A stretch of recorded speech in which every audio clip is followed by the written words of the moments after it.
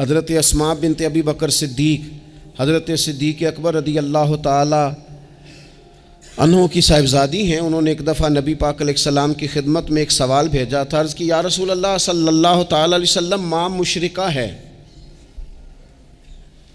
اللہ رسول کو نہیں مانتی، معاذ اللہ، ماں مشرکہ ہے، تو حضور وہ مجھ سے ملنا چاہتی ہے، کیا میں اس سے حسن سلوک کر سکتی ہوں؟ تو نبی کریم نے فرمایا تیری تو ماں ہے نا، چل تو اچھا سلوک ہی کر، تو اپنا رویہ اس کے ساتھ ٹھیک رکھ، کیونکہ تیری والدہ ہے. میں آج حقوق والدین پر تقریر نہیں کرنے جا رہا، بس ایسے ہی مجھے خیال آیا. میں ایک دوست نے ایک سوال پوچھا ہے، مجھے اچھا لگا ان کا بات پوچھنا. انہوں نے یہ پوچھا ہے کہ اگر کسی شخص کے والدین دنیا سے چلے جائیں اور جانے کے بعد اسے احساس ہو کہ مجھ سے بڑی غلطیاں ہو گئیں، اسے احساس ہو کہ بڑی کوتاہیاں ہو گئیں، بڑی جگہوں پہ میں بھول گیا. بہت سارے لوگوں کو پچھتاوا ہوتا ہے کہ یار بڑی چیزیں تھیں جو ہم کر سکتے تھے پر ہم سے نہیں ہو سکیں. انہوں نے پوچھا جی کوئی اب بھی کوئی اس کا حل ہے؟ تو میں نے کہا ہے نا، ہم رسول رحمت کے ماننے والے ہیں صلی اللہ تعالی علیہ وسلم. نبی پاک صلی اللہ تعالی علیہ وسلم نے ارشاد فرمایا، الترغیب الترہیب میں حدیث موجود ہے. حضرت انس بن مالک رضی اللہ تعالیٰ عنہ حدیث کے راوی ہیں. اللہ کے پیارے حبیب علیہ الصلاۃ والسلام نے فرمایا جس بندے کے والدین یا دونوں میں سے کوئی ایک انتقال کر جائے اور وہ معاذ اللہ ان کا نافرمان ہو، تو فرمایا پھر ان کے لیے دعا کرتا رہے، استغفار کرتا رہے، کرتا رہے، کرتا رہے، کرتا رہے، امید ہے اللہ اسے نیکوکاروں میں لکھ دے گا، وہ فرما برداروں میں آ جائے گا. شرط یہ ہے کہ وہ ان کے لیے استغفار کرے، دعائے مغفرت کرے. اب ان کے لیے وہ اب ہی شروع کر دے ان کو یاد کرنا، اب ہی اس مقام پر آ جائے، اب ہی کچھ سوچ لے، تو اللہ تعالیٰ کی بارگاہ سے کرم کی امید ہے کہ اللہ اس نے جو زندگی میں اس سے غلطیاں ہو گئی، رب اس کی ان غلطیوں کو معاف کر دے گا. روز استغفار کرے. ایک دوست نے مجھ سے ایک دفعہ پوچھا تھا کہ حضرت صاحب والدین چلے گئے ہیں، ان کے لیے کیا کروں؟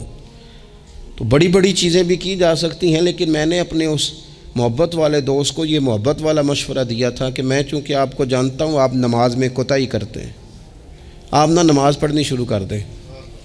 وہ کہنے لگے جی وہ تو میں پڑھوں گا، والدین کے لیے کیا کروں؟ میں نے کہا نماز پڑھیں. ہر نماز کی آخری رکعت میں کہو گے نا ربنا اغفر لی ولوالدی، کہو گے نا ہر نماز میں، تو کتنا بڑا اجر ملے گا آپ کے والدین کو. اور پھر وہ سارا اسلوب کہ پہلے آپ نے قیام کیا، پھر آپ نے رکوع کیا، پھر آپ نے سجدہ کیا، پھر آپ اتحیات میں بیٹھے، پہلے آپ نے اللہ کی بارگاہ کے اندر اس کی عبادت کرنے کا دھم بھرا، پھر اس کی وحدانیت کی شہادت دی، پھر اس کے محبوب پر درود پڑھا. اتنے سارے کام کر کے اب آپ نے آخر میں کہا ربنا اغفر لی ولوالدی، یا اللہ مجھے بخش دے اور میرے والدین کو بخش دے. تو بتائیے اللہ کتنا کرم فرمائے گا. تو اپنے والدین کے لیے ان کے جانے کے بعد بہت ساری چیزیں ہیں، کفن دفن کا بندوبست کیا جائے، جنازے کا اہتمام کیا جائے، لیکن کچھ چیزوں کو نبی پاک علیہ الصلاۃ والسلام نے ذرا توجہ سے ہمیں سمجھایا ہے اور ہماری بار بار توجہ دلائی ہے.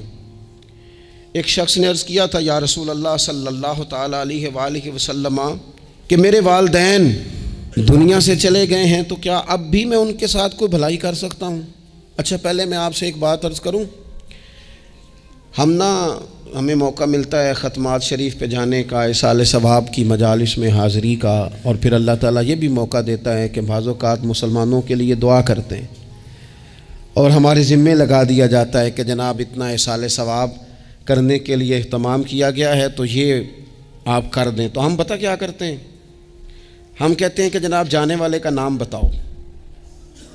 نام بتاتے ہیں تو ہم فلاں بن فلاں کہہ کے جو نام بتایا جاتا ہے ان کے لیے دعا کر دیتے ہیں. لیکن جب والدین کے لیے دعا کرتے ہیں پھر نام تو نہیں نہ لیتے، پھر کیا کہتے ہیں یا اللہ میرے والد کو بخش دے، میری والدہ کی مغفرت. اس کا مطلب ہے وہ دنیا سے چلے گئے، آج بھی ماں باپ ہیں، وہ رخصت ہوئے، انہوں نے پردہ کیا ان کی روح کا رشتہ ٹوٹا ہے، پر تیرا رشتہ ان کے ساتھ آج بھی قائم ہے۔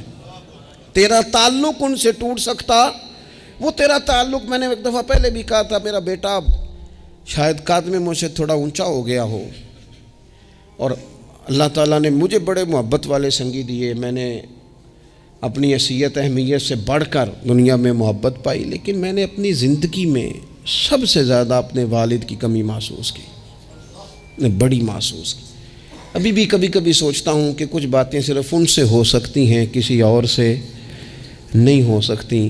کبھی کبھی محسوس ہوتا ہے کہ ان کے دامن کے اندر ٹھنڈ کے موقع پر نگ ملتا تھا اور گرمی کے موقع پر ٹھنڈی ہوا آتی تھی۔ یہ خاص انہی لوگوں کا وطیرہ ہے، یہ انہی کا خاصہ ہے۔ پتہ نہیں اللہ نے کس طرح ان لوگوں کو بنایا ہے اور کس طرح کا یہ رشتہ بنایا۔